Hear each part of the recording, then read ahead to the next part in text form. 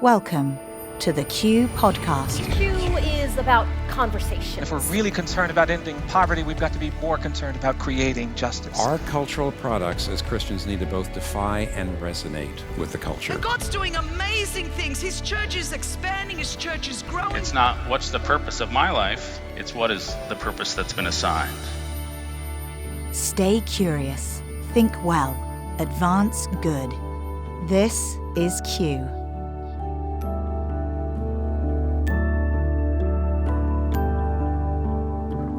Hi, I'm Gabe Lyons. Welcome to another edition of the Q Ideas podcast. And today, like we do each month, we are interviewing a guest. And this is a special guest and a really important topic. I want you to take your time on this one because we're talking through loneliness, which is one of the big crises of our time. And we're going to take a deeper dive into why people are feeling it uniquely right now. And it's not just about the pandemic and it's not just about social media. Those are the two things that we want to uncover and better understand because we hear so much about those two factors as being the reason that we're feeling lonely that we maybe aren't getting to the right issue. We're not diagnosing the real core issues. We're looking at symptoms. And so we're going to talk to author Susan Metis, and she is the author of the book, The Loneliness Epidemic, Why So Many of Us Feel Alone and How Leaders Can Respond. My good friend and friend of Q, David Kinnaman, wrote the foreword for this book because it's part of their Barna series of books that takes all this data and great information and research and starts to put it into practical ways that we as leaders can implement and integrate this kind of thinking. It's also part of our book tour. And so I'm so excited.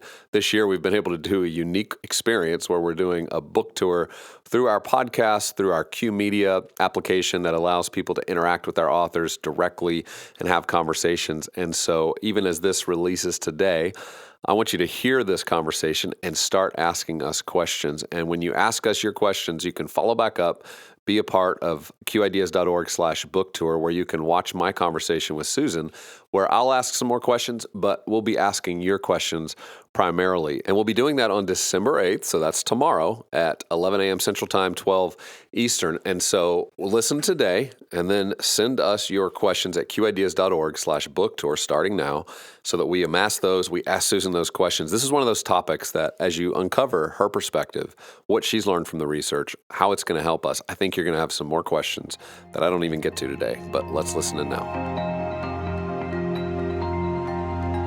Well, Susan, welcome to the Q Ideas podcast. It's great to have you. Thank you. It's great to be here. Yeah, so your new project, The Loneliness Epidemic, I am just so thankful that there's people like you who've cared so much to really wrestle with what is happening here. I know we all talk about this topic a lot. People have become very aware of it, so it's not new information that people are feeling lonely, that there's a lot of isolation, that there are very negative consequences that come from that. But you've taken like a deeper look at this about why do we feel it and how can we respond to it? And I love that. It's about what do we do to lead people out of this? What do we do to create a different type of experience for people? But first, could you just explain to us a little bit about why you got into this topic personally? Why did this particular topic become so fascinating to you to dig in and do the work on this? Sure. So I didn't start working on this because I'm a particularly lonely person. The reason I started doing this is that I was working with Barna and looking at the data that they were getting in, and it kept seeing all these indications that loneliness was playing a really big role in people's lives. And I said, hey, let's look into this further. Let's look more carefully at loneliness. And that turned into the book proposal. But I would say I'm also personally interested in loneliness. I have been a foreigner several times. I am again. I live in East Africa right now. And that's one of the things that tends to make people lonelier. I'm also part of a military family, and that is also a risk for loneliness. So a part of this was my working through, it's not just that I don't want to feel lonely, but also how do I help other people in my situation? How do I help my child? How do I play the role of somebody who is concerned about this on a cultural level, right, as well as on a family level. Yeah, and you're a behavioral scientist. I mean, this is kind of the space where you can really animate these ideas and these behaviors that you're seeing happen in society, but maybe we don't all quite understand them at the most deepest levels. I have a question around terms. So loneliness and being alone, I know are distinctive, and it's two different things, but people sometimes confuse those two things. Could you define for us a little bit better what is loneliness? Sure. Loneliness is a difference between the relationships that you have and the relationships you want to have. So it's a deficit, and it's obviously unpleasant to us. Being alone, being even in solitude, even being socially isolated, those things don't necessarily feel the same and they don't have the same effects. A lot of us love solitude and it's good for us. But loneliness is different. Loneliness is really about relationships and whether they meet our expectations or not. Yeah, and I think that's a great definition, that it's the distance between the relationships you have and the ones that you want to have. I think that makes it so palatable for everyone. Do you think the pandemic, which I know you were working on this project, and then voila, we're sitting in the middle of a moment where everybody's Exactly. sent to their room, they have to be alone in some sense and isolate, and really what you had relationship wise at that point became very clear, right? Like, who were you really in relationship with locally? Who was it, your neighbor? Yeah. Whether it was your church community or your work community, like, who were your true friends? And do you think that this pandemic has exacerbated loneliness? That feels like an obvious question, that maybe it has, but I don't know if underneath your definition, I mean, would you say it's been enlightening because it's helping people better recognize some things that maybe, had we not had that moment in time, we would have just continued forward into more isolation? I think it's such an interesting question. And I had this really wonderful thing where we had put out a survey before there were known cases in the United States. And then we were able to ask the same question right after a majority of U.S. adults had started socially isolating. So what you'd love to look at is how people feel now. But between the start of, before the pandemic and after it had really changed people's lives, we did not see an average increase in loneliness. It was a huge surprise to me. And it's not just the data that I was working with Barna that said so. A lot of researchers have found this. Now, that doesn't mean that nobody got lonelier. It does mean that the average didn't change. So what you might be seeing is some people who find that their household relationships really are very satisfying and are finding increased satisfaction in that, while some people are finding exactly the opposite. There are some winners and losers in the pandemic in terms of loneliness at the very beginning. And how everybody else does remains to be seen. But some of the winners are people who were already attending church and who were part of a church community. They got a little bit of a boost so that they were less lonely than average. They had previously been about as lonely as average. People who are married also got a boost. It doesn't mean, I know everybody who's homeschooling and pulling their hair out is going to think, well, that wasn't me. But again, this is not saying that your whole life got better in many ways, but on average, people who are married didn't experience that same disappointment in relationships, that people who were between households, people who were living alone or with roommates, and then a lot of them moved back in with their parents, those people who changed households tended to become more lonely once the pandemic had started. Yeah, so it revealed what your definition here of loneliness is they had tight relationships, but they were forced to move away from those relationships. They still were around other people, but they didn't feel connected because the people they were with Yeah. didn't know them as well, right? Yeah, that's very true. Or they just didn't have the same sense of belongingness. I was single into my mid-30s and had a very long series of roommates. And even when your roommate is a good friend, you don't feel the same way with a roommate that you feel with a family member. And so the household just has a different level of belongingness, a different level of being yours. And I think that's something that people can work on and change, but it isn't something that comes easily to single people living with roommates. Yeah. I know we've been looking at over the last few years, and it's become more common for people to understand the deaths of despair concept, where we've had this really crisis that's happening within the middle-aged in our population, and many times it's more male than female, who are committing suicide or dying from addictions, whether it's alcoholism, drug addiction, opioids. And it's happening in these middle years where we just never saw a spike happen like that.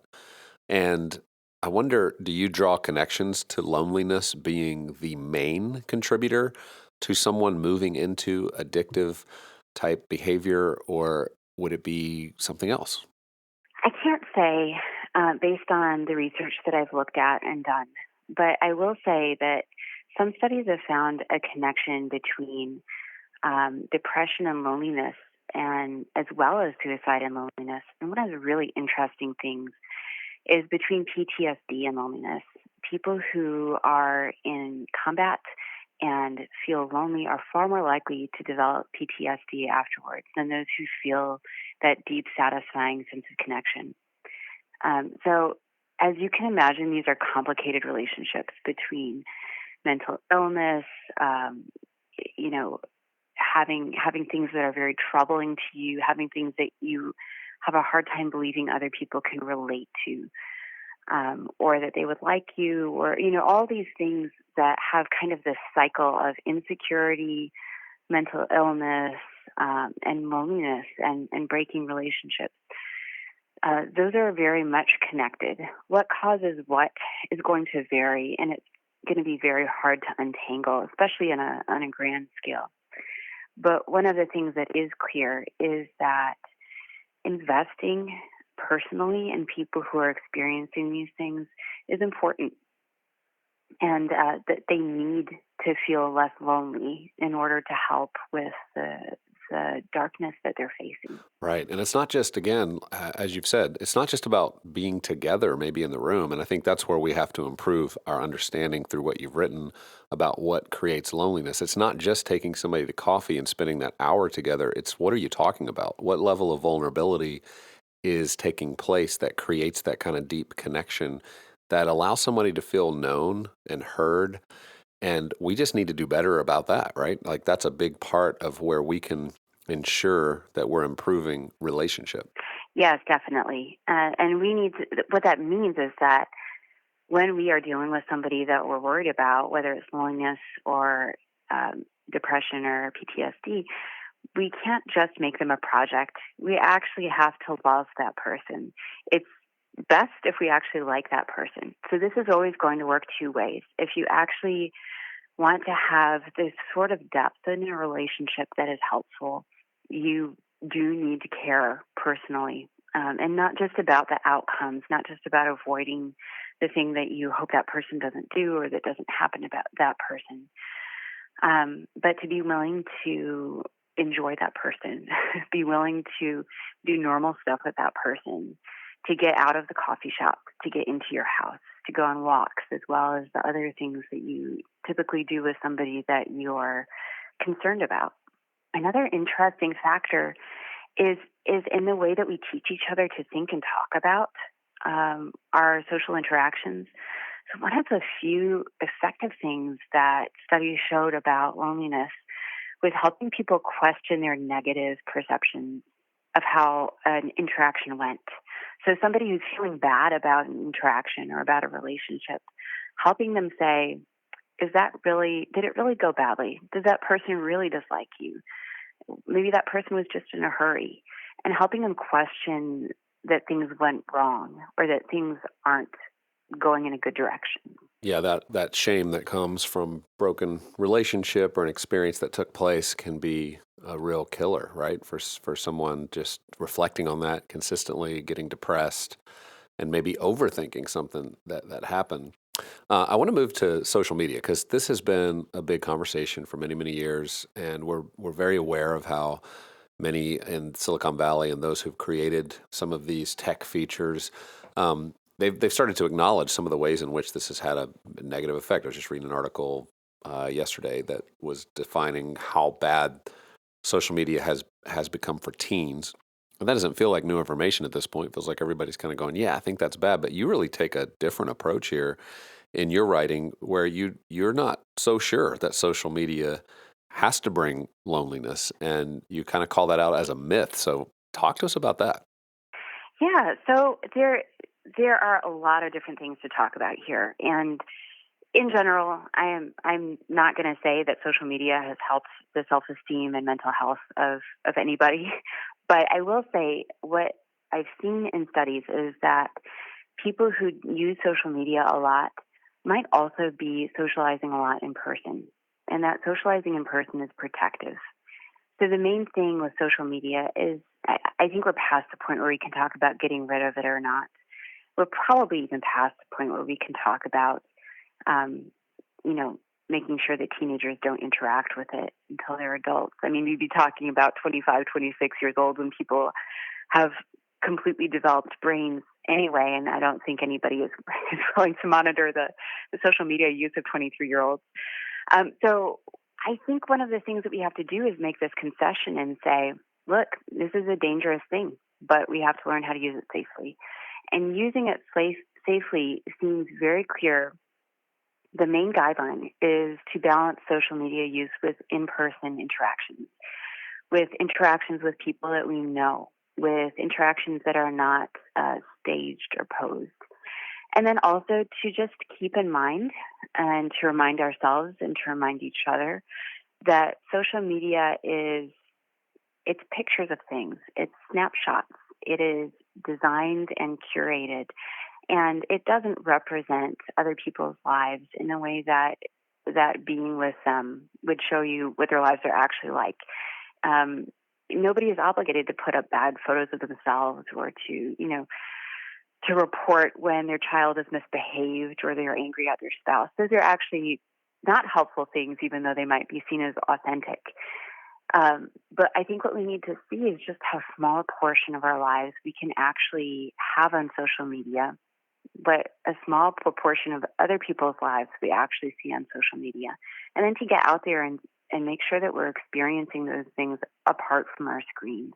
Right. Yeah, and I think that's going to become increasingly important because we see that the future of where the world seems to be headed is a future that wants to move more towards screens, less towards in-person and reality. And, recently Mark Zuckerberg changing the name of Facebook to Meta, talking about the metaverse, trying to create basically reality where you sit in your living room and you feel like you're experiencing reality through your glasses or a pair of goggles, or augmenting your reality so that your experience with someone starts to become different. I've heard it described as wearing a pair of glasses where you see somebody come in the room, or you have a relationship, it recognizes them, and you almost get data points on who they are and what they've accomplished or how many followers they might have on Instagram or Twitter. And it almost sizes people up and makes them a little more of a product and less of a human being. And so I think as you describe this, of course, it's all about finding the balance, because in some ways, yes, it's going to be hard to eradicate social media from our children's lives, right? It's going to be there. But still, as parents, we can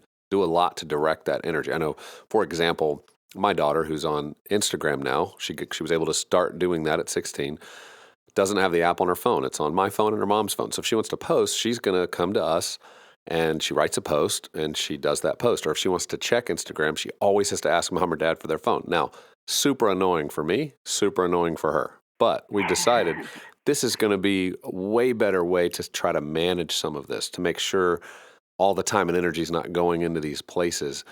And I think those are the types of models we need community around us to do. We can't do this even as parents alone. Even as individuals, we need friends that are helping us make sure we're managing our own time on these screens, because there is the nature of it to make us feel like we're experiencing something that's not real. But I also take on your point that, look, people who are maybe more active there are also having really active relationships, or maybe they're, our kids these days obviously are more comfortable texting some things that they're feeling more deeply than they are saying them. And I was reading a study, describing writing today and how when you text or iMessage, you take more time to think through what you're writing, but you're also a little more vulnerable than you might be in person, where you're trying to sort of balance a conversation. So I can see some of these positives, but I always think you're right. It's just, how do we balance it out? So just continuing forward, I mean, you write this book for leaders. You want leaders to be a part of creating these communities that are going to help people be less lonely. So what would you say to leaders listening? We have leaders, obviously, who are leading everything from churches to college institutions, humanitarian work, organizations, companies, entrepreneurs. They're all in the business of creating environments and cultures. So what can they be doing in these spaces where they're creating cultures for human beings to interact? How do they really expose this, and how do they help equip people to enter into a space where we know we're going to need to be creating a new reality for people so they can heal and they can experience life the way it was meant to be experienced? Sure. The first way is possibly the hardest, and that is setting a good example. And that means that we regulate our own social media use, that we put our phones down when the time is right, that we make sure that we are cultivating relationships that are really rich, and that we make sure that we are a trustworthy person who others can feel belonging with. So those are things that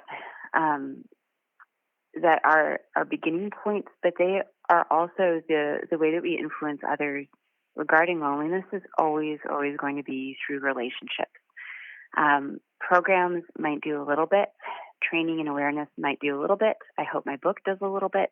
But the fact is, we can't address loneliness without addressing relationships. And we can't address relationships without actually forming them and caring about others.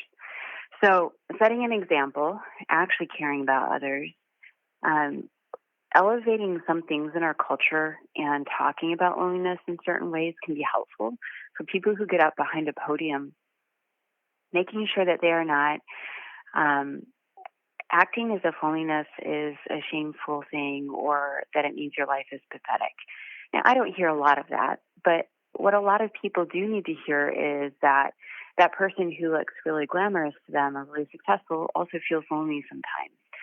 That sort of norm setting can help them when they feel a bout of loneliness to feel like, all right, I can get through this. So seeing other people struggle with it can help. Seeing other people coach them by example can help as well. So there are certain kind of loneliness. If you don't feel lonely, for example, when you're bereaved, that's not a good thing. Like when we lose relationships, feeling lonely is perfectly good. But we also need to help each other get out of that at an appropriate time. So the goal for leaders isn't to eliminate loneliness, and it's not to make people so comfortable with it that they can live with it all the time, but it is to help them deal with periods of loneliness. So keeping that in mind, I think leaders can also, while avoiding programs, do the things that cultivate relationships in the people who are listening to them and following them. And that means practicing hospitality and teaching others to practice hospitality. Basic friendliness, talking to strangers, serving your neighbors, like your literal neighbors, as well as the people that you see around yourself. And then in terms of cultural change, I think we need to talk far more about friends and neighbors than we do about spouses, boyfriends, girlfriends, even nuclear family. Those are super important. They affect loneliness a lot. And yet I feel like our culture's got that. What we need to hear is how important friends are, how important neighbors are, and how to be a good friend and a good neighbor. Wow, these are great and very practical ways I know we can all be working on the loneliness epidemic. I want to thank you for writing it, for your work on this, because I think you're simplifying this problem and helping people better understand how to close that gap relationally. It's needed more now than ever. So thank you for your faithfulness on this and for your work, and looking forward to seeing all the good results that come from the cultures and communities that are impacted by this. Thank you so much. Well, I hope you enjoyed hearing Susan, her perspective, what she's bringing here. I think this concept that the gap for loneliness is between the relationships we desire to have and the relationships we actually have is a simple way for us to start framing how we think about combating loneliness. So much more here to talk about, and she writes about it in the Loneliness Epidemic, and you can pick that up today. Her book just released. We're excited that this is now put into the world, and as I'm even looking at my copy in front of me, there's so many more topics we didn't get to, such as how romance plays into loneliness, age, faith and church going, privacy, what it means to experience belonging and closeness. How do we break the cycle? There's so much more here that you're going to understand when you read her book, The Loneliness Epidemic. So get that. But tomorrow, she's going to be back with me, and we're going to be having this conversation live. You're going to be a part of it. You can do that at qideas.org/book tour, and you can ask your questions to Susan as part of our book tour experience with her. And so excited for you to join us tomorrow. I look forward to seeing you then.